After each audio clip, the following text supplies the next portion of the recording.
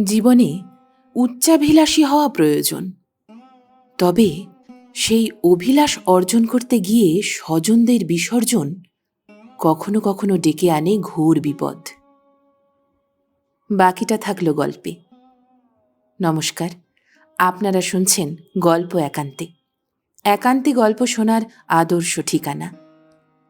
আমাদের গল্পগুলি কেমন লাগছে কমেন্ট করে আপনার মতামত অবশ্যই জানান। ভালো লাগলে একটি লাইক আর পরবর্তী গল্পের জন্য সাবস্ক্রাইব করতে ভুলবেন না। শুনে নিন লেখক শ্রী হেমেন্দ্র প্রসাদ ঘোষের কলমে গল্প দূরাকাঙ্ক্ষা।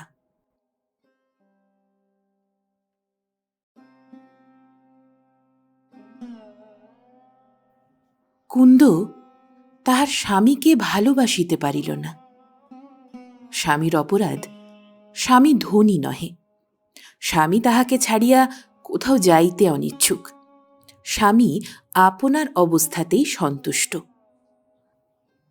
রূপ কুন্দ তাহার জননী মহামায়ার নিকট হইতে উত্তরাধিকার সূত্রে লাভ করিয়াছিল, এবং মহাজনের চতুর্পুত্রের অংশে যেমন পিতার সঞ্চিত অর্থ বাড়িয়া যায়, তাহার দেহে রূপ তেমনি অসাধারণ হইয়া ফুটিয়া উঠিয়াছিল। মহামায়ার পিতা ধনী না হইলেও তাহার জ্ঞাতিদিগের মধ্যে একঘর বড় জমিদার, এবং তাহাদেরই সঙ্গে কুটুম্বিতায় তাহারও বহু ধনী কুটুম ছিলেন। মহামায়া আপনি যে গৃহস্থ ঘরে পড়িয়াছিলেন, সেজন্য একটা আক্ষেপ তাহার মনে ছিল। তিনি কেবল অদৃষ্টে বিশ্বাস আঁকড়িয়া ধরিয়া সেই আক্ষেপটাকে প্রবল হইতে দেন নাই। তাহার মেয়ে কুন্দকে দেখিয়া লোকে যখন বলিল, এ মেয়ে হাজারে একটি, এর বিয়ে বড় ঘরেই হবে, তখন তিনি আশার আকাশ কুসুম রচনা করিতে লাগিলেন। তিনি মেয়েকে আদর করিয়া বলিতেন, শোনো কুন্দকলি, তোমায় বলি, হবে রাজার গলার মালা, ফেলে মুক্ত হিরে আদর করে নেবে তোমায় রূপের ডালা।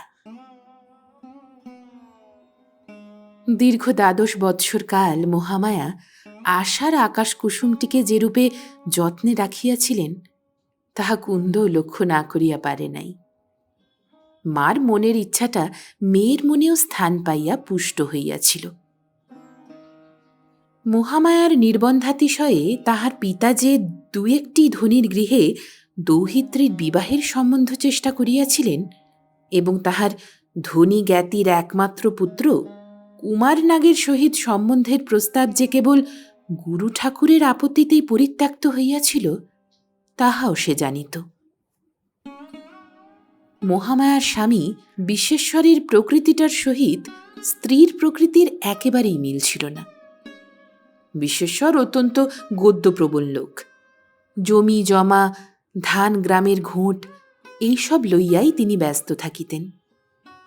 মেয়ের বিবাহ দিতে হইবে, সেদিকে তাহার লক্ষ্য ছিল, কিন্তু মহামায়ার অন্তরে যে আকাঙ্ক্ষাটা প্রবল ছিল, তাহাকে তিনি দূরাকাঙ্ক্ষার পর্যায়ভুক্ত করিয়া স্থির করিয়া রাখিয়াছিলেন।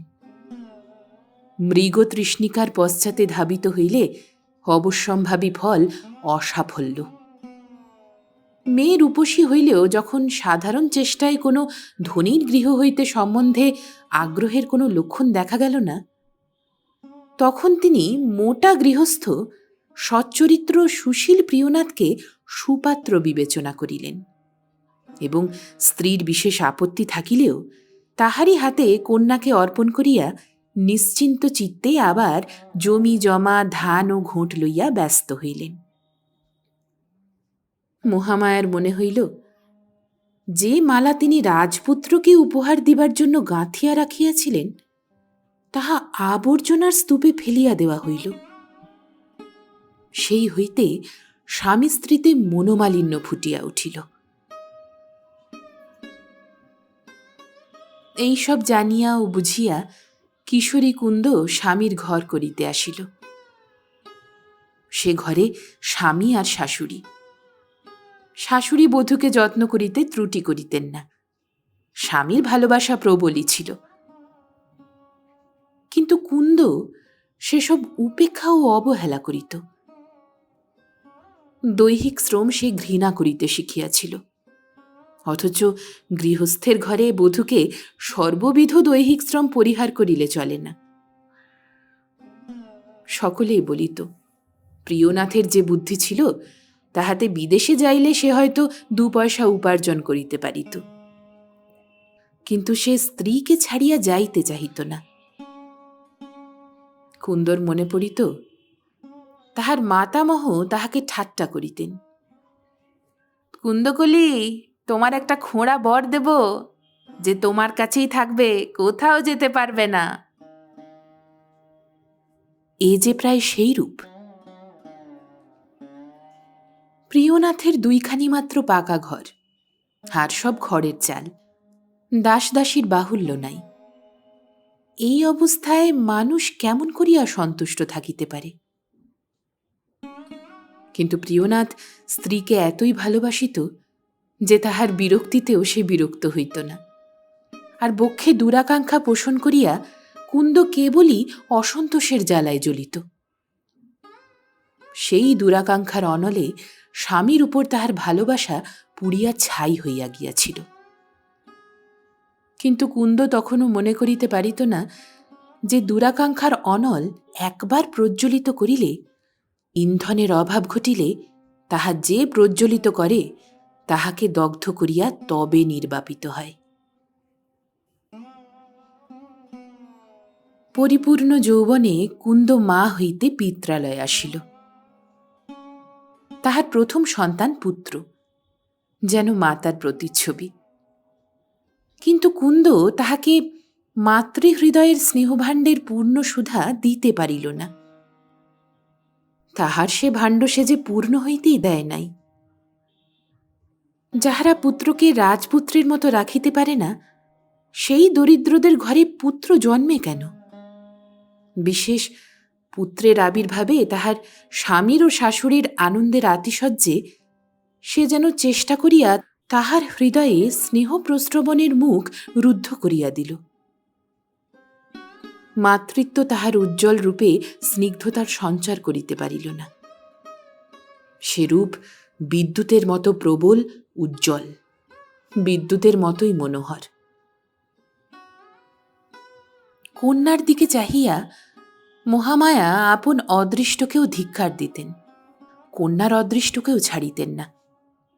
প্রাসাদের মর্মর মণ্ডিত গৃহে স্বর্ণ শৃঙ্খলে বদ্ধ স্ফটিকাধার ব্যতীত আর কোথাও কি এ বিদ্যুৎ শোভা পায়, না এ বিদ্যুৎ রাখা যায়?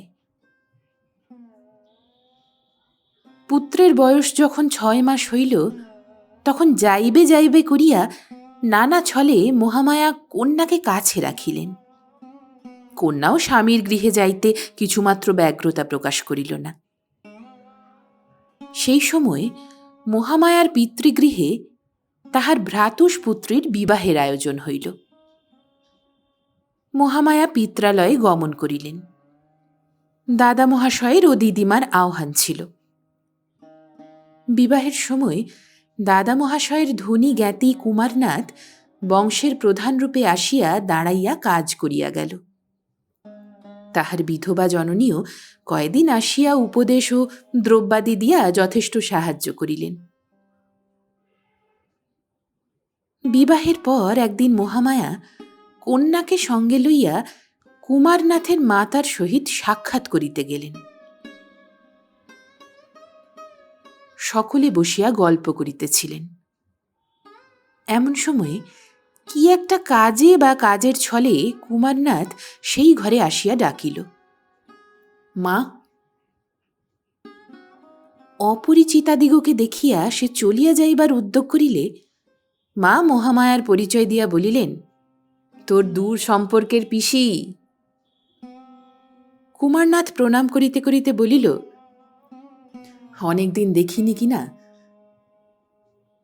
মা বলিলেন, নইলে আর ছেলে আর মেয়ের লোক তফাৎ মনে করে কেন?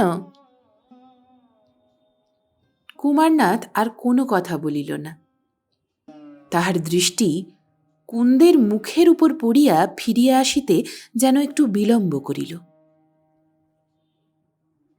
কুমারনাথ বাহির হইয়া যাইতেছিল। মা উঠিয়া জিজ্ঞাসা করিলেন, আমায় ডাকছিলি কেন? সে বলিল, বলতে এসেছিলাম আমার নূতন গাড়ি এইবার এসে পৌঁছবে। দ্বারের কাছে সে মাকে জিজ্ঞাসা করিল, মেয়েটিকে? ওই মহামায়ার মেয়ে। দিব্যি মেয়েটি। পুত্র চলিয়া গেল। মা ফিরিয়া আসিতে আসিতে বলিলেন, আমি তো মনে করেছিলাম ওকেই ঘরে আনব। কর্তারও মত ছিল, কেবল গুরু ঠাকুর আপত্তি করলেন। ও তেমন ঘরে পড়ল না। আমারও। মহামায়া ও কুন্দ উভয়েই সব কথা শুনিতে পাইলেন, কিন্তু মার কথার মধ্যে যে আশঙ্কা ও আক্ষেপ ছিল তাহার স্বরূপ কেহই বুঝিতে পারিলেন না। পুত্রের ভাব লক্ষ্য করিয়া মা শঙ্কিতা হইয়াছিলেন, এবং মধ্যে মধ্যে যে সব সংবাদ তাহার কর্ণগোচর হইত তাহাতে তাহার উৎকণ্ঠার অবধি ছিল না। তিনি ভাবিতেছিলেন, যদি কুন্দর মতো রূপসী স্ত্রী পাইয়া পুত্রের রূপ তৃষ্ণা নিবারিত হইত, তবে কোনরূপ উচ্ছৃঙ্খলতা তাহাকে বিচলিত করিতে পারিত না। অল্পক্ষণ পরেই কুমারনাথের স্ত্রী সেই কক্ষে আসিলেন। তখনও কুমারনাথের প্রশংসাবাদ কুন্দর কর্ণে ধ্বনিত হইতেছিল। দিব্যি মেয়েটি। কুমারনাথের পত্নীকে সে বিবাহের দিনও দেখিয়াছিল, আজ ভালো করিয়া দেখিল। রূপের বাহুল্য কোনোদিনই তাহার ছিল না, কেবল চলনসই রূপসী। আবার 2টি সন্তান প্রসব করিবার ফলে সে রূপ ধূমমলিন কাঁচা বরণের মধ্যস্থ দীপশিখার মতো হৃতশ্রী দেখাইতেছিল। সযত্নে শয্যা করিবার সময় দর্পণে তাহার আপনার যে প্রতিবিম্ব দেখা যায়, তাহার কথা কুন্দর মনে পড়িল। তাহার সঙ্গে তুলনায় সঙ্গে সঙ্গে কুন্দর মনে হইল, বিবাহের দিন নিমন্ত্রণ সভায় সে ইহারই অঙ্গে যেসব মূল্যবান অলঙ্কার দেখিয়াছিল, সেই মুক্তার মালা, হীরার বালা, চুনির চুড়ি, সেসব কি ইহাকে তেমন মানাইয়াছিল? তাহার বুকে ব্যথা ও চক্ষুতে অশ্রু যেন আর রোধ করিতে পারিতেছিল না। পুত্রবধূকে সম্বোধন করিয়া শাশুড়ি বলিলেন, বৌমা, আজও কি চুল শুকাবার সময় পাওনি? পুত্রবধূ তথায় বসিয়া পড়িয়া বলিল, আর পারি নে মা, দুটো যে দুষ্টু হয়েছে, মেয়েটা আবার ছেলেটার চেয়েও দুষ্টু। এই এতক্ষণে ঘুম পাড়িয়ে এলাম, যেন পৃথিবী ঠান্ডা হল। মহামায়া তাহার মাথায় হাত দিয়া বলিলেন, এ যে ভিজে একেবারে গোবর বৌমা, নইলে চুলটা বেঁধে দিয়ে বাড়ি যেতাম। সেই অবসরে কুন্দ চাহিয়া দেখিল, চুল গোছে সরু হইলেও লম্বাও যৎ সামান্য, বোধহয় প্রসবের পর অযত্নে উঠিয়া গিয়াছে। এই চুলে খোঁপা বাঁধা, খোঁপা যে ডবল পয়সার মতো হইবে। তাহার মুখে অবজ্ঞার হাসি ফুটিয়া উঠিল। তাহার কেশ বন্ধনমুক্ত করিলে তরঙ্গায়িত হইয়া গুল্ফ ছড়াইয়া যায়। কিন্তু কুন্দ মনকে যেন একটা আঘাত করিয়া বলিল, যে নারীর প্রিয়তম, তাহার তৃপ্তিতেই যে নারীর রূপের সার্থকতা, সে কথা কুন্দ মনে করিতে পারে নাই। দরিদ্র প্রিয়নাথকে যে সে ভালোবাসিতে পারে নাই। মহামায়া প্রলোভন সংবরণ করিতে না পারিয়াই বধূকে উদ্দেশ্য করিয়া বলিলেন, কুমার বলে গেল তার নূতন গাড়ি আসছে। বধূ কোনো উত্তর না দিলে কুমারনাথের মা বলিলেন, সেই যে হাওয়া গাড়ি নতুন উঠেছে, ঘোড়া নেই, কলে চলে, কলকাতায় কেবল আমদানি হচ্ছে, বলে 12,000 টাকা দাম। কি যে করে, টাকাগুলো যেন ঘন্ট করছে। মহামায়া ও কুন্দ সবিস্ময়ে সব শুনিলেন। মহামায়া বলিলেন, এত দাম? হ্যাঁ ভাই, তবে ভাবি ওর তো আর শরিক নেই, যদি ও আনন্দ পায় করুক খরচ, কেবল বেহিসেবি না হলেই হলো। এদিকে মনটা তোমার দাদার মনের মতোই সাদা, বলেছে গাড়ি এলে পাড়ার সবাইকে আগে চড়াবো। মহামায়া সায় দিয়া বলিলেন, বেঁচে থাক, সেদিন দেখলাম কাজের সময় নিজে গিয়ে যেমন করা কর্তব্য তা করলে। আশীর্বাদ করো ভাই, বেঁচে থাক, ভালো থাক। বলিয়া কুমারনাথের মাতা কি একটা কাজের জন্য উঠিলেন। মহামায়াও বিদায় লইয়া কুন্দকে সঙ্গে করিয়া ফিরিলেন। তাহারা গৃহে ফিরিলে মহামায়ার মাতা বলিলেন, ও বাড়ি থেকে এলি? তখন চেষ্টা করেছিলাম যদি ও বাড়িতে কুন্দর বিয়ে হতো, আমার কাছেই থাকতো, তা গুরু ঠাকুর বললেন হে বিয়ে হবে না। মহামায়া বলিলেন, বউ ঠাকুরুনও সেই জন্য দুঃখ করছিলেন, কুন্দও তেমন ঘরে পড়ল না, তাঁরও তেমন বউ হল না। মা বলিলেন, ও সব অদৃষ্ট রে, যার হাঁড়িতে যে চাল দেয়, বউর অদৃষ্টে ছিল, ওই ঘরে পড়েছে।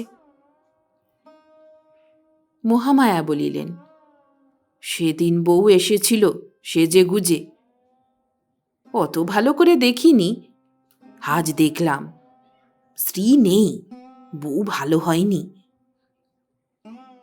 তা জানি, ছেলেরও বোধহয় বউ পছন্দ হয়নি, সেই ভয়েই তো মা যেন কাঁটা হয়ে আছে। এক ছেলে, থাকে থাকে আবার কলকাতায়, সেখানে অনেক টাকা খরচ, লোক কানাকানি করে। সেই দিন থেকেই কুন্দ কেবলই ভাবিতে লাগিল, অদৃষ্ট। এই ঘটনার 3 দিন পরে মেয়েকে লইয়া মহামায়ার স্বামীর গৃহে যাইবার কথা। পূর্বদিন পালকি বেহারা আসিল, রাত্রি শেষে যাত্রার সময়। মধ্যরাত্রি অতীত হইবার পর কুন্দর পুত্রের ক্রন্দনে মহামায়ার নিদ্রাভঙ্গ হইল। তিনি দেখিলেন কুন্দ শয্যায় নাই। অনেকক্ষণ অপেক্ষা করিয়াও যখন সে ফিরিল না, তখন তিনি কন্যার সন্ধানে গমন করিলেন। গৃহের পশ্চাতের দ্বার মুক্ত, জ্যোৎস্না লোকে রাস্তার ধুলার উপর মোটর গাড়ির চাকার দাগ। মহামায়া পিতামাতাকে ব্যাপার জানাইলেন। সর্বনাশের স্বরূপ বুঝিতে বিলম্ব হইল না। কুমারনাথ পূর্বদিন কলিকাতায় গিয়াছিল, সে নিশ্চয়ই আসিয়া রাত্রিকালে মোটর লইয়া আসিয়াছিল। গ্রাম হইতে রেল স্টেশন 5 মাইল পথ, রাত্রির গাড়িও চলিয়া গিয়াছে।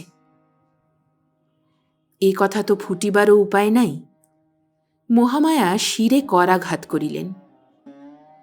তাহার পিতা বলিলেন, চুপ কর মা, যেন জানাজানি না হয়। স্থির হইল মহামায়া কুন্দর পুত্রকে লইয়া রাত্রি থাকিতেই চলিয়া যাইবেন। স্বামীর গৃহে যাইয়া প্রকাশ করিবেন বিসূচিকায় কুন্দ মরিয়াছে। মহামায়ার মনে স্বামী বিশ্বেশ্বরের উপর রাগটা যেন ইন্ধনপুষ্ট অগ্নির মতো জ্বলিয়া উঠিল। তাহার কথা না শুনিয়া স্বামী যে ঘরে কন্যার বিবাহ দিয়াছিলেন, সে ঘর কি তাহার উপযুক্ত? কিন্তু সঙ্গে সঙ্গেই তাহার মনে হইল, সে ঘর মেয়ের উপযুক্ত হোক বা না হোক, সে কেমন করিয়া এমন কার্য করিল, এ যে স্বপ্নেরও অগোচর। বেদনায় মহামায়ার বুকটা টনটন করিয়া উঠিল। মহামায়ার পিতা যাইয়া বাহকদিগকে ডাকিয়া তুলিলেন। বাহকরা উঠিয়া ধূমপান করিল, পালকি বাহির করিল। বেদনায় কাতর বুকে কুন্দর পুত্রকে লইয়া মহামায়া একখানা পালকিতে উঠিয়া বসিলেন। মহামায়ার এক ভ্রাতা দ্বিতীয় পালকিতে উঠিলেন, সঙ্গে যাইবেন। বাহকরা পালকি তুলিল। স্বামীর গৃহে পালকি প্রবেশ করিলেই পাড়ায় মহামায়ার ক্রন্দন শব্দ শ্রুত হইল। কি কুক্ষণেই পা বাড়িয়েছিলাম গো, আমার সোনার কমল ভাসিয়ে দিয়ে এলাম। সংবাদ পাইয়া প্রিয়নাথ শ্বশুরালয়ে আসিল। এ আঘাতটা এমনই অতর্কিত ও অপ্রত্যাশিত যে অভাবের স্বরূপটা সে তখনও সম্পূর্ণ উপলব্ধি করিতে পারিল না। যত দিন যায় অভাব তত অনুভূত হয়। মহামায়া জামাতাকে দেখিয়া আরও একবার কাঁদিয়া পাড়া জানাইলেন। তাহার পর প্রস্তাব করিলেন, ছেলে তাহার কাছে থাকুক, তিনি তাহাকে বুকে করিয়া মানুষ করিবেন। প্রিয়নাথ কিন্তু কিছুতেই সে প্রস্তাবে সম্মত হইল না। সে বুঝিয়াছিল তাহার এই বই তো আর অন্য অবলম্বন নাই। তাহার ছেলে সে মানুষ করিবে। সে যদি মরিয়া যাইত তবে কুন্দ কি আর কাহাকেও ছেলে দিয়া নিশ্চিন্ত থাকিতে পারিত? সে ছেলেকে লইয়া যাইবে। শ্বশুর জামাতার কথায় সম্মতি দিলেন। তাহার মনে হইল যথেষ্ট হইয়াছে, আর কেন? এখন যাহার ভার সে বহুক, তিনি আর ও ঝঞ্ঝাট রাখিবেন না। কেমন করিয়া এ দুর্ঘটনা ঘটিল জানিবার জন্য প্রিয়নাথের কৌতূহল এত অধিক হইয়াছিল, সে সম্বন্ধে প্রশ্ন করিবার প্রলোভন সংবরণ করিতে পারিল না। সত্যকে মিথ্যা দিয়া ঢাকিবার চেষ্টা অনেক সময় ব্যর্থ হইয়া পড়ে। শ্বশুর শাশুড়ির কথার মধ্যে কেমন যেন অবিশ্বাসের কারণ উকি দিতেছে বলিয়া প্রিয়নাথের মনে হইতে লাগিল। সে ইচ্ছা করিয়াই আর কোনো প্রশ্ন জিজ্ঞাসা করিল না। একান্ত চেষ্টায় মনে এই বিশ্বাসই আঁকড়িয়া ধরিতে চেষ্টা করিল যে কুন্দ মরিয়াছে। প্রিয়নাথ মনে করিতে লাগিল, ইহজন্মে কুন্দ সুখী হইতে পারে নাই, জন্মান্তরে সে যেন সুখী হয়। এই অল্প বয়সে অতৃপ্ত আকাঙ্ক্ষা লইয়া সে যে চলিয়া গেল, তাহার জন্য করুণায় প্রিয়নাথের হৃদয়ে পূর্ণ হইয়া উঠিল। তাহার চক্ষু অশ্রুসিক্ত হইয়া উঠিল। জীবনের একমাত্র অবলম্বন পুত্রকে বুকে লইয়া প্রিয়নাথ যখন তাহার শূন্য গৃহাভিমুখে চাহিয়া কুন্দর উদ্দেশ্যে বলিল, তুমি যেখানেই থাকো তোমার এই ছেলেকে আশীর্বাদ করো, সে যেন মানুষ হয়, যেন আমাকে তোমার এই স্মৃতিচিহ্ন হইতেও বঞ্চিত হইতে না হয়। গৃহে আসিয়া মার সাহায্যে প্রিয়নাথ পুত্রকে লালন পালন করিতে প্রবৃত্ত হইল। কাজের যেন কোনো অভাবই রহিল না। একটি ছেলে মানুষ করার কত কাজ! কুন্দর গর্বিত ভাবের জন্য শ্বশুরবাড়িতে আত্মীয় স্বজনের কাছে তাহার প্রশংসা ছিল না। তাই তাহার মৃত্যু সংবাদে কেহ কেহ মুখে দুঃখ প্রকাশ করিলেও কেহই সেরূপ আন্তরিক দুঃখানুভব করিলেন না। আর সকলেই প্রিয়নাথকে সৎ পরামর্শ দিলেন। অদৃষ্টে যা ছিল তাই হল, এখন আবার বিয়ে করো, সংসারী হও। বৃদ্ধ বৃদ্ধারা বুঝাইলেন, বুড়ি মা ছাড়া সংসারে তো আর কেউ নেই। একদিন মাথা ধরলে ছেলেটার দুধ গরম করে দেবারও তো লোক থাকবে না, বিয়ে করো। সকলের পরামর্শে মাও যখন ছেলেকে সেই কথাই বলিলেন, তখন প্রিয়নাথ বলিল, কেন মা, তোমার কি ওই অতটুকু একটা ছেলে মানুষ করতে বড়ই কষ্ট হচ্ছে? যদি হয় আমাকে বললে আমি আরও কাজ করব। ছেলে যে শিশুটির জন্য কত কাজ করে তাহা মারও অজ্ঞাত ছিল না। তিনি বলিলেন, তা নয় বাবা, সবাই বলে তুই কি সন্ন্যাসী হয়ে থাকবি? প্রিয়নাথ হাসিয়া বলিল, সন্ন্যাসী বটে, আমি তো আমি, তোমাকেও এমনই জড়িয়ে ফেলেছি যে তুমি ঠাকুর পূজায় বসতেও সময় পাও না।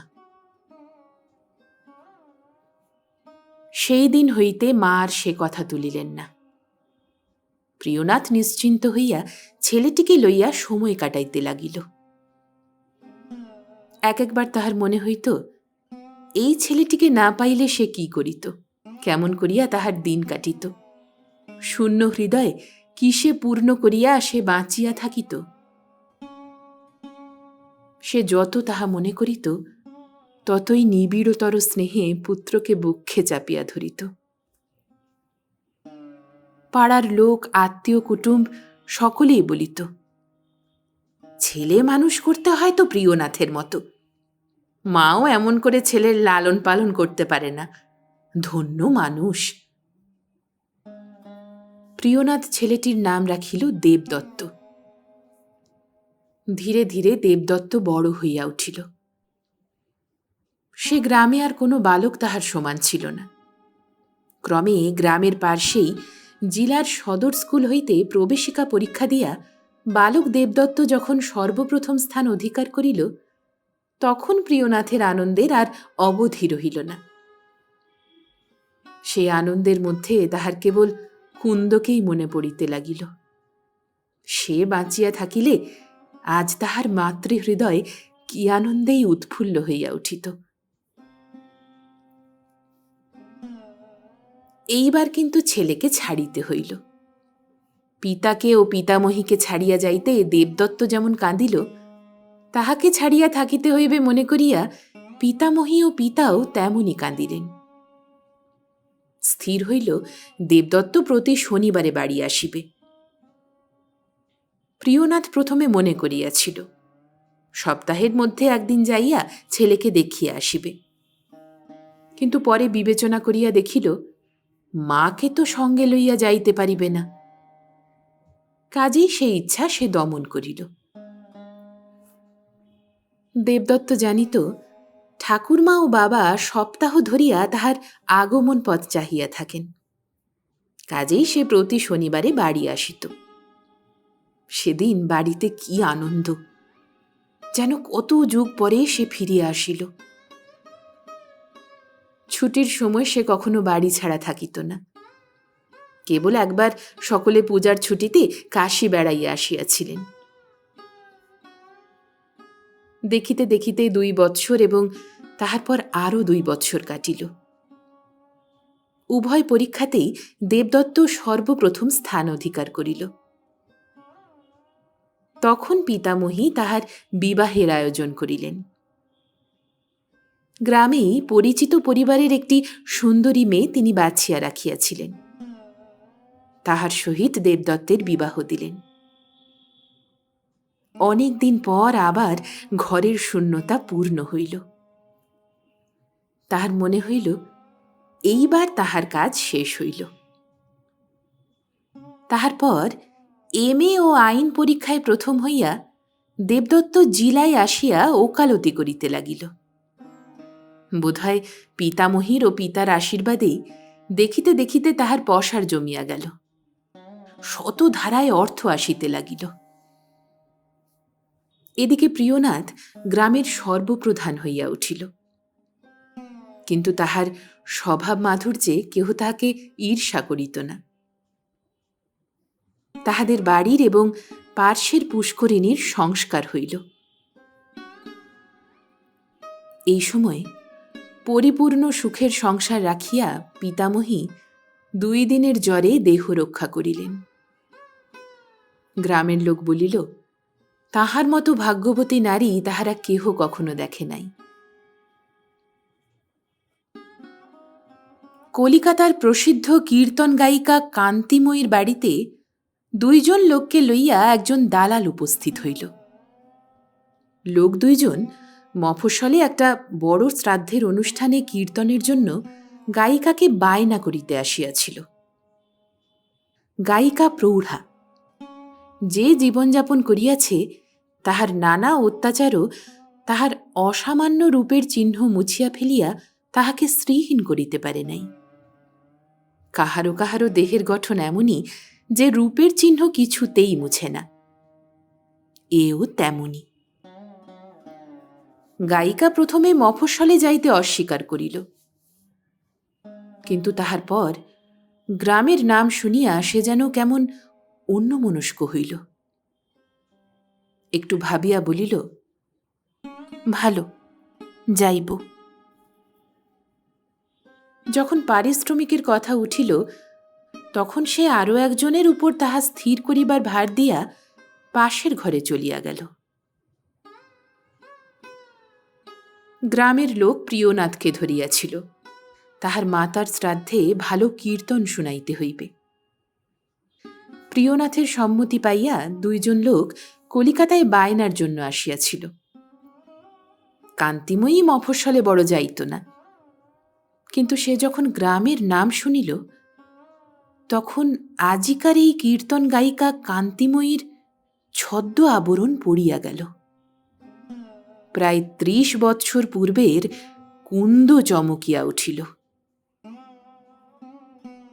এ যে তাহার পরিচিত, যে গ্রামে তাহার বিবাহ হইয়াছিল, যে গ্রামে সে পত্নী ও জননী হইয়াছিল, যে গ্রাম সে ত্যাগ করিয়া আসিয়াছে, এ যে সেই গ্রাম। সে যাইবে দেবদত্ত উকিলের বাড়ি, কেহ তাহাকে চিনিবে না।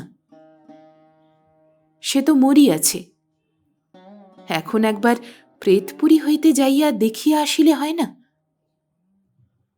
সে স্থির করিল যাইবে।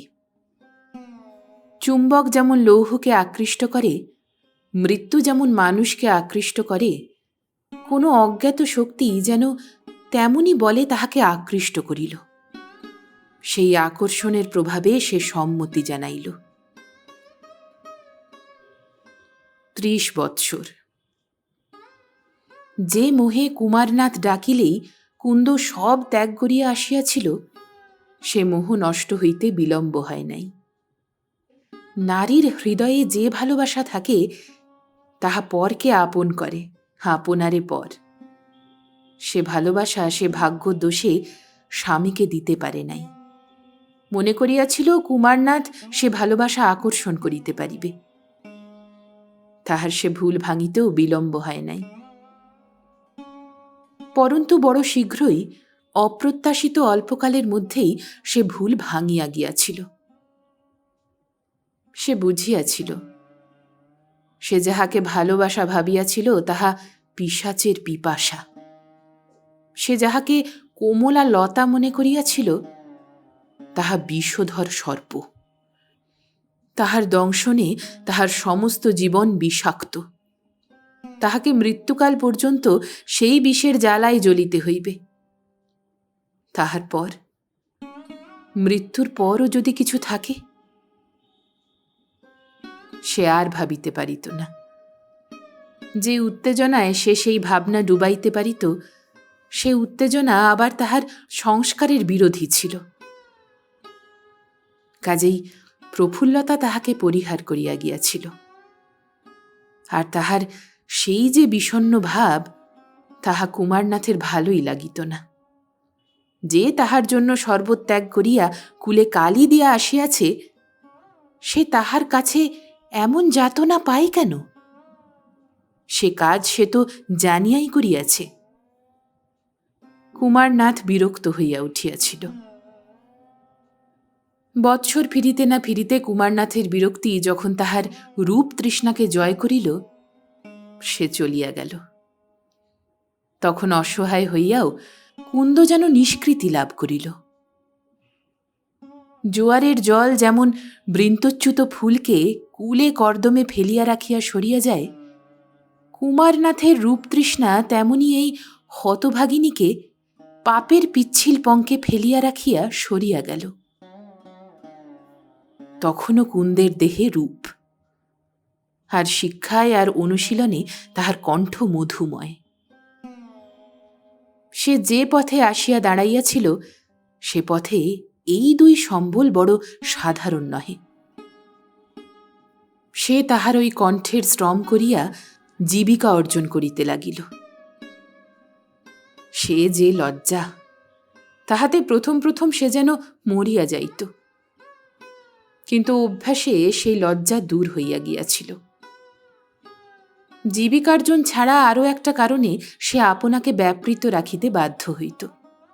নহিলে সে কেমন করিয়া আপনার কাছে আপনার বেদনা গোপন রাখিবে? কেমন করিয়া অনুতাপের ও অনুশোচনার আক্রমণ প্রহৃত করিয়া আপনাকে রক্ষা করিবে? প্রথম প্রথম সময় সময় কুন্দর মনে হইত, হয়তো সে স্বামীর প্রেমের স্বরূপ বুঝিতে পারে নাই। প্রিয়নাথ যে কখনো তাহার কোনো দোষ দেখে নাই, তাহাকে ছাড়িয়া যাইতে চাহে নাই, সে হয়তো গভীর ভালোবাসারই পরিচায়ক। সে হয়তো ভালোবাসায় তাহার চাঞ্চল্যের অভাবই অস্তিত্বের অভাব বলিয়া মনে করিয়াছে। কিন্তু সে পরেই মনে করিত, এখন আর সে কথা ভাবিয়া কাজ কি? স্বামীকে সে ভালোবাসিতে পারে নাই, পিতাকে সে ভক্তি করিতে পারে নাই। কেননা মা তাহাকে বুঝাইয়া দিয়াছিলেন, পিতার চেষ্টার অভাবেই সে দরিদ্রের গৃহিণী হইয়াছিল। সে সেই গৃহত্যাগ করিয়া তাহার ব্যবহারের প্রতিশোধ লইয়াছে। পুত্রকেও সে ভালোবাসে নাই, বলপূর্বক মাতৃহৃদয়ের স্নেহের উৎস বন্ধ করিয়া দিয়াছিল। কেননা সে দরিদ্র স্বামীর দরিদ্র পুত্র। এখন সে আর মাকেও ভালোবাসিতে পারিত না। মা তাহাকে কি ভুলই বুঝাইয়াছিলেন। তিনি তাহার হৃদয়ে যে দুরাকাঙ্ক্ষার বীজ বপন করিয়াছিলেন, তাহাতেই যে বৃক্ষ জন্মিয়াছে, তাহার বিষ ফল ভক্ষণ করিয়াই সে আজ এই অবস্থায় উপনীত হইয়াছে। সংসারে মানুষকে ভালোবাসিবার কেহ তাহার আর ছিল না। প্রথম প্রথম কুন্দর মনে কৌতূহল হইত, সে চলিয়া আসিলে তাহার মা কি মনে করিয়াছিলেন, সে সংবাদ পাইয়া প্রিয়নাথ কি করিয়াছিল। কিন্তু ৩০ বৎসরে সেসব কথা বিস্মৃতির অতল তলে পড়িয়া গিয়াছিল। সে যেন তাহার হৃদয় হইতে সেসব স্মৃতি মুছিয়াই ফেলিয়াছিল। সেই গ্রাম, কিসের জন্য কি ভাবিয়া সে যাইতে সম্মত হইল সে জানে না। গল্পে আছে, মৃত্যু প্রেতরূপে যাহাকে ডাকিয়া লয়, সে সব বাধা অবহেলা করিয়া তাহার অনুসরণ করে, আপনাকে ফিরাইতে পারে না। বুঝি এও তাহাই? নহিলে এতদিন পরে সেই গ্রাম হইতে তাহার আহ্বান আসিবে কেন? আর কেনই বা অকারণ কৌতূহলে প্রলুব্ধ হইয়া সে সেই আহ্বানে তথায় যাইতে সম্মত হইবে? কুন্দ ভাবিয়া কিছুই ঠিক করিতে পারিল না। যাত্রার দিন নিকট হইয়া আসিল।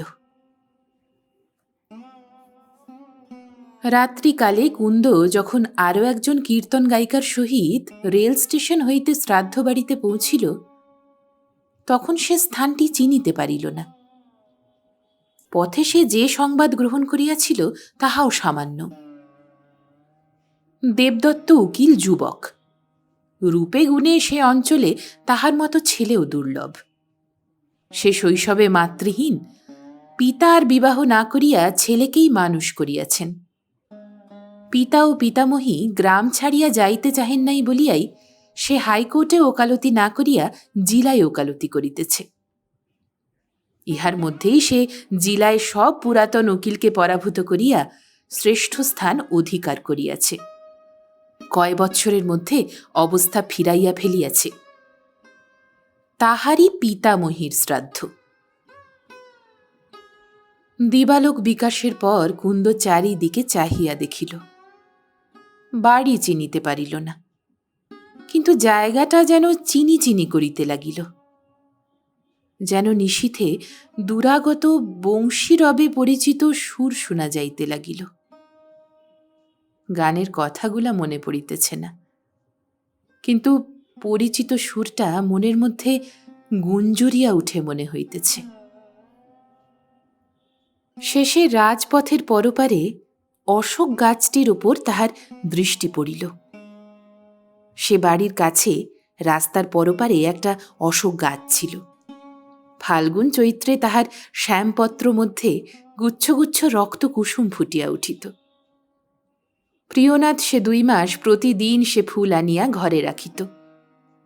প্রথম মুকুল দেখা দিলেই মার ও স্ত্রীর অশোক ষষ্ঠীর জন্য কতকগুলা ফুল জোগাড় করিয়া আনিত। তবে গ্রামে অশোক গাছ কতই আছে, কিন্তু আজ 30 বৎসর পরে সেসব বিস্তৃত কথা কেবলই মনে হয় কেন? বিস্তৃতির রুদ্ধদ্বার কেমন করিয়া অনর্গল হইল।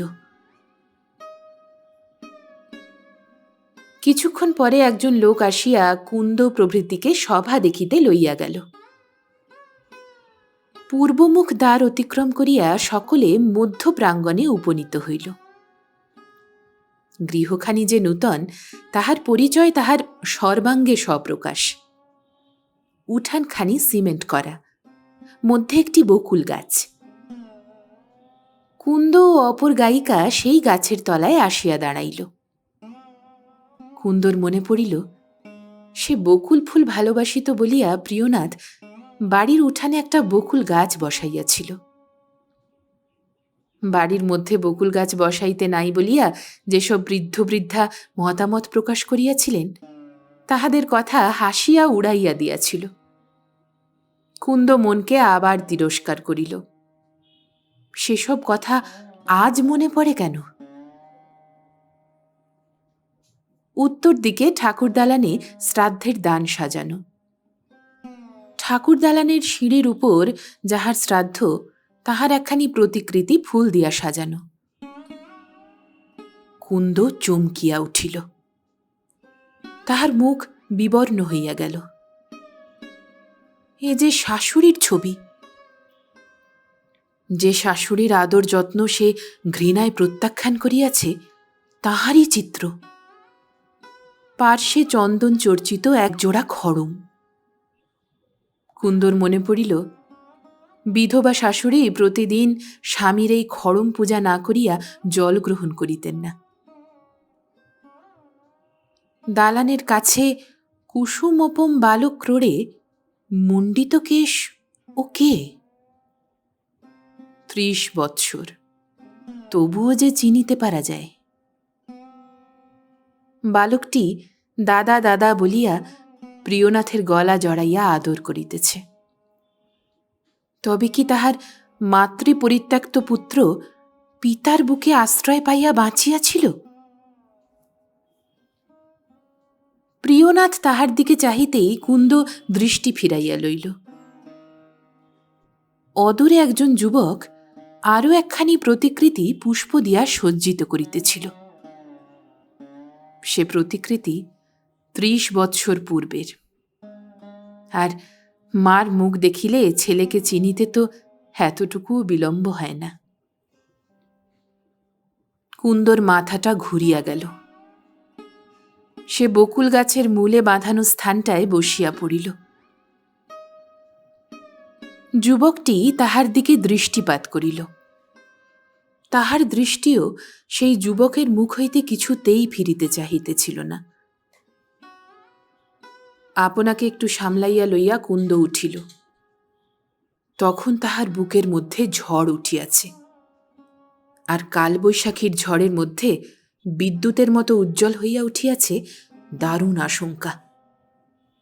যদি প্রিয়নাথ তাহাকে চিনিতে পারে, যদি সে ধরা পড়ে। চেষ্টা করিয়া সে প্রিয়নাথের দিকে চাহিল। মুখখানা যেন বড় চিন্তা ছায়াচ্ছন্ন বলিয়া মনে হইল। তবে কি প্রিয়নাথ তাহাকে চিনিতে পারিয়াছে? শঙ্কা তাড়িতার মতো সে তথা হইতে তাহার জন্য নির্দিষ্ট বাসায় ফিরিয়া গেল এবং বড় অসুখ করিতেছে বলিয়া শয্যা গ্রহণ করিল।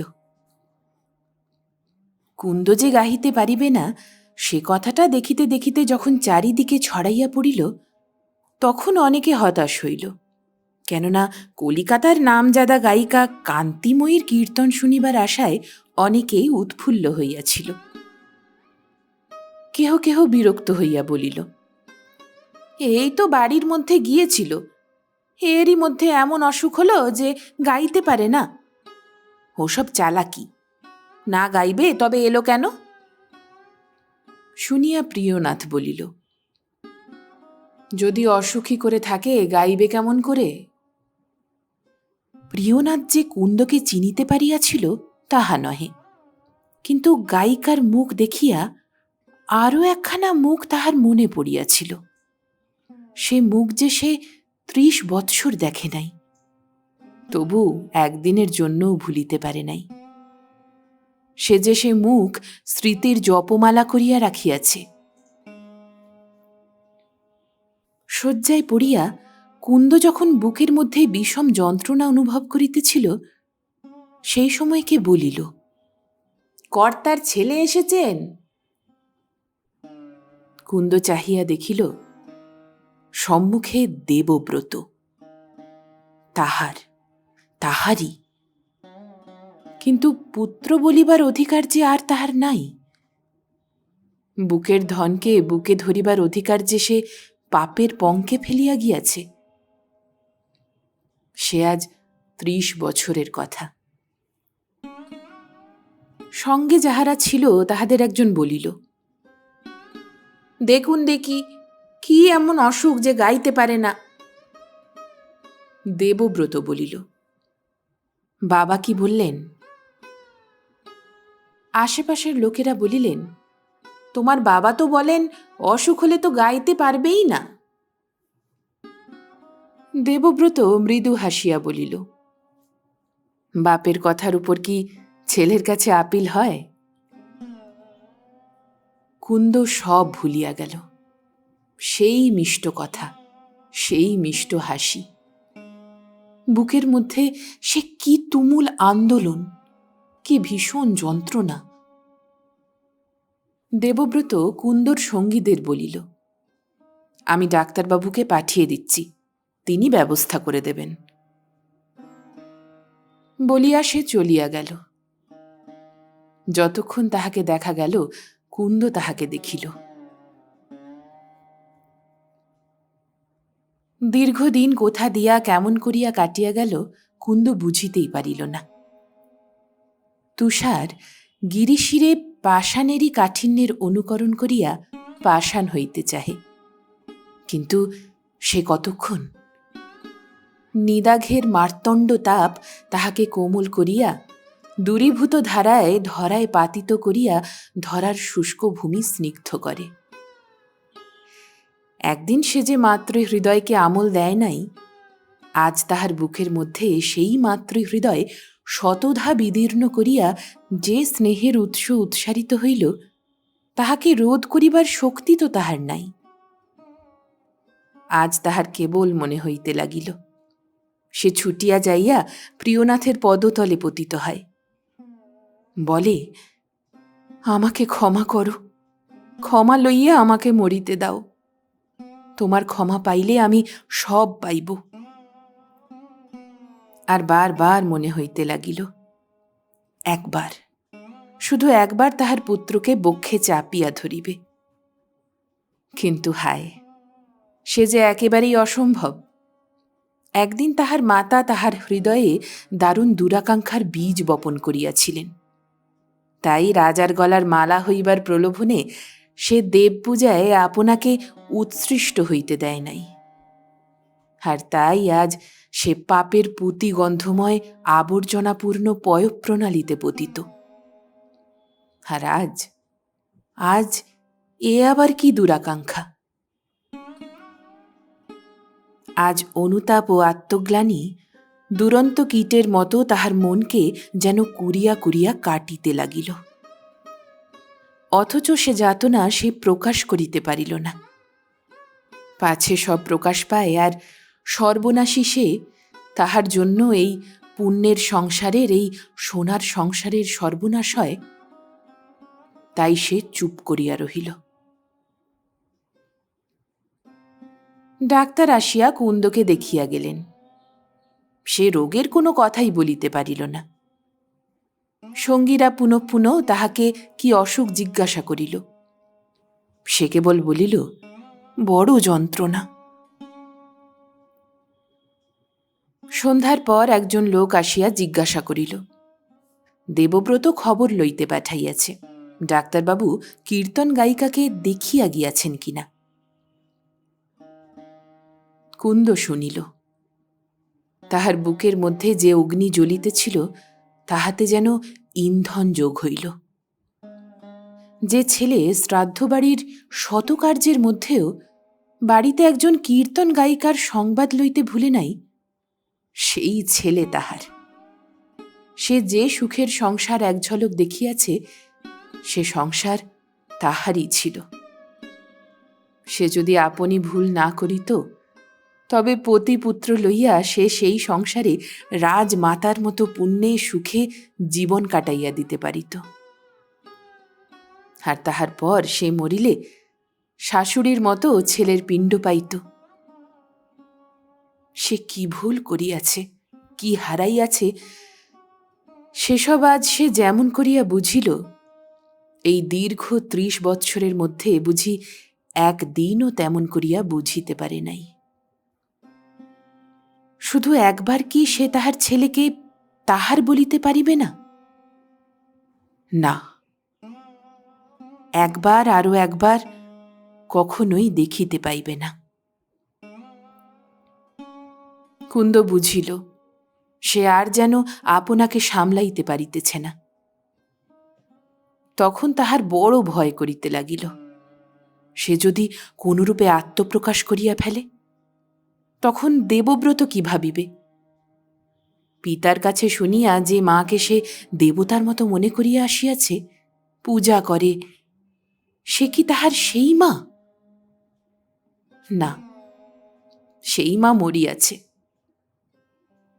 আর সে তো পিশাচী। সে কেবল আজ এই অনুতাপে দগ্ধ হইবার জন্যই এতদিন বাঁচিয়াছিল। কিন্তু তাহার অপরাধের তুলনায় কি এই একদিনের অনুতাপ দহনই যথেষ্ট? হয়তো নহে, কিন্তু তবুও এ কি যন্ত্রণা! কুন্দর মনে হইতে লাগিল সে আর সহ্য করিতে পারিতেছে না। তখন মধ্যরাত্রি অতীত হইয়াছে। সমস্ত দিনের পর শ্রাদ্ধবাড়ির গোলমাল থামিয়া গিয়াছে। সকলে নিদ্রিত। রজনী ঝিল্লি মন্দ্র মুখরিত। আর মধ্যে মধ্যে কোলাহলরত উচ্ছিষ্টভোজী কুক্কুরের চিৎকার।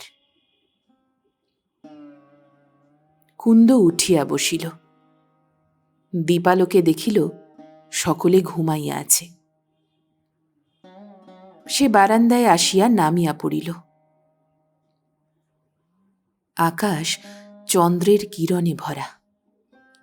চারিদিকে গাছের মধ্যে কেবল অন্ধকার যেন নীরবে কাহার প্রতীক্ষা করিতেছে।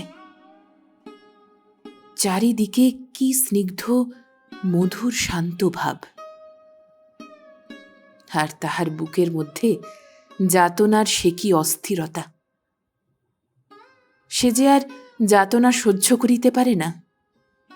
সে তো মরিয়াছে। যদি তাহাই সত্য হইত! তাহার পর তাহার মনে হইল কাল সে কোথায় যাইবে? সেই পরিচিত পুরাতন পাপের পথে? সে চমকিয়া উঠিল। এতদিন সে যে পরিবেষ্টনে বাস করিয়াছে তাহা যে এত ভীষণ, এত বিকট, তাহা সে একদিনও বুঝিতে পারে নাই। তাহার বুকের মধ্যে ক্রন্দন যেন উথলিয়া উঠিতেছিল। তাহা আপনার প্রাচুর্যে আপনি বাহির হইতে পারিতেছিল না। বুক যেন ভাঙিয়া যাইতেছিল। সেই পাপ জীবন, সে আর ফিরিয়া যাইতে পারিবে না। আপনার অবস্থা সে উপলব্ধি করিল। তাহার কোনো অবলম্বন নাই। যাহার সব অবলম্বন থাকে সে সব এমন করিয়া হারায় কেন? কিন্তু এমনভাবে তো সে আর বাঁচিতে পারিবে না। স্বর্গের ছবি দেখিয়া সে তো আর নরকে ফিরিয়া যাইতে পারিবে না। তবে সে কি করিবে? কুন্দর মনে পড়িল বাড়ির খিড়কিতে একটা পুকুর ছিল। সে পুকুরে জল আনিতে যাইয়া সে কতদিন পাড়ার মেয়েদের বলা বলি করিতে শুনিয়াছে। ভাগ্য বটে প্রিয়নাথের। সে কথা তখন শুনিয়া সে কেবল স্বামীর উপর বিরক্ত হইয়াছে। কুন্দ ঘুরিয়া খিড়কিতে গেল। সেই পুষ্করিণী কেমন সংস্কৃত হইয়াছে। দুই দিকে বাঁধা ঘাট, জলের উপর চন্দ্রকর যেন লুটাইয়া পড়িয়া মিশাইয়া গলিত রজতের মতো দেখাইতেছে। এই জল কি স্নিগ্ধ? এই জলে কি মানুষের জ্বালা জুড়ায়? এক পা করিয়া কুন্দ অগ্রসর হইল। সে কি করিতেছে, কোথায় যাইতেছে, নিজেই বুঝিতে পারিল না। জ্বালা জুড়াইবার দুরন্ত দুরাকাঙ্ক্ষায় সে কি সেই জলমধ্যে কাহারও কোনো আহ্বান শুনিতে পাইল?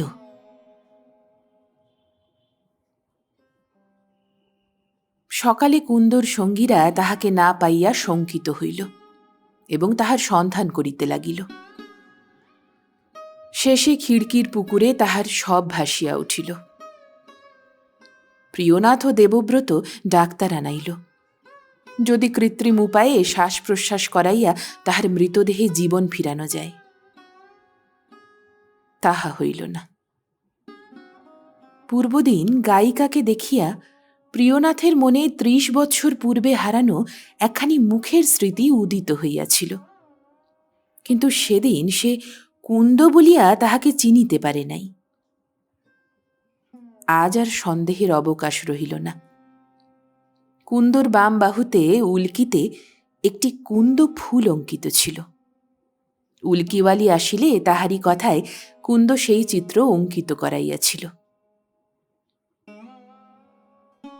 লোকে বলা বলি করিতে লাগিল, কোনরূপে গভীর জলে যাইয়া পড়িয়াছিল, সাঁতার জানিত না, তাই মরিয়াছে। প্রিয়নাথ কিন্তু প্রকৃত ব্যাপারটা অনুমান করিতে পারিল। পূর্বদিন তাহাদের দেখিয়া অভাগিনী কিরূপ অনুতাপ যাতনায় জর্জরিত হইয়াছে এবং শেষে সেই জ্বালা জুড়াইবার জন্য মৃত্যুর আশ্রয় লইয়াছে, ভাবিয়া প্রিয়নাথের হৃদয় কেবল অনুকম্পায় ও সহানুভূতিতে পূর্ণ হইয়া উঠিল। কুন্দর কোনো দোষ সে কোনো দিন লয় নাই। আজ সব অবস্থা উপলব্ধি করিয়াও দোষ লইতে পারিল না। কুন্দর সৎকারের সব ব্যবস্থা সে করিয়া দিল। শেষ যাত্রায় তাহার দিকে চাহিয়া আশীর্বাদ করিল, অনুতাপের আগুনে তোমার ত্রুটিও এমনই পুড়িয়া ছাই হইয়াছে। এখন তুমি শান্তি লাভ করো। জীবনে যাহা পাও নাই, মৃত্যুতে তাহা লাভ করিয়া ধন্য হও। ধীর পদে প্রিয়নাথ গৃহে প্রত্যাগমন করিল। সে যখন ফিরিল তখন দেবদত্ত পিতামহীর প্রতিকৃতিখানি ফুল দিয়া সাজাইয়া আসিয়া জননীর প্রতিকৃতির মূলে বাসি ফুলগুলি ফেলিয়া দিতেছিল। প্রিয়নাথ শুনিল। দেবদত্তের পুত্র পিতাকে জিজ্ঞাসা করিল, বাবা, বড় মাকে খাটে করে কোথায় নিয়ে গেলে? তিনি এখন কোথায়? দেবদত্ত উত্তর দিল, তিনি স্বর্গে গেছেন। তোমার মা কোথায় বাবা? তিনিও গেছেন। প্রিয়নাথ অগ্রসর হইয়া পৌত্রকে বুকে তুলিয়া লইল।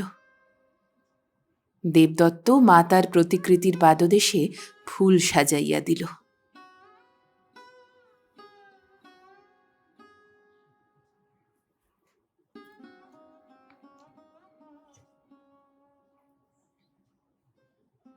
আপনারা শুনছিলেন লেখক শ্রী হেমেন্দ্র প্রসাদ ঘোষের কলমে গল্প দুরাকাঙ্ক্ষা।